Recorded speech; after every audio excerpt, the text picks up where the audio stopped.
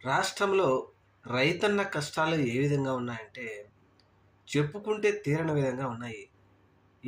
అదంటే అన్నమయ్య జిల్లాలో మల్లప్ప అనే రైతు 2 ఎకరాల్లో టమోటాలు సాగు చేసి, టమోటా కిలో కనీస ధర అయినా దక్కుతుంది గదా అని జెప్పేసి మార్కెట్‌కి తీసుకొస్తే, ఒక బాక్స్ మొత్తం కూడా రూ. 5కో, రూ. 10కో ఇస్తామని జెప్పేసి దళారులు అడుగుతా ఉండటంతో, ఈ మల్లప్ప అనే రైతు రోడ్డు ప్రక్కన డీసీఎంలో తను తీసుకొచ్చినటువంటి టమోటాలన్నీ పక్కన పడేసి వెళ్ళిపోతూ, తన ఆవేదన, తన బాధ చెప్తా ఉంటే, నిజంగా రైతును ఆదుకునే వ్యక్తి ఏ ప్రభుత్వంలో ఎవరు రైతును ఆదుకున్నారు అనేది రైతన్నకు ఇప్పుడు అర్థమవుతోంది. ముఖ్యంగా చిన్న, చితక, సన్నకారు రైతులు మాత్రం పెద్ద ఎత్తున నష్టపోతా ఉన్నారు.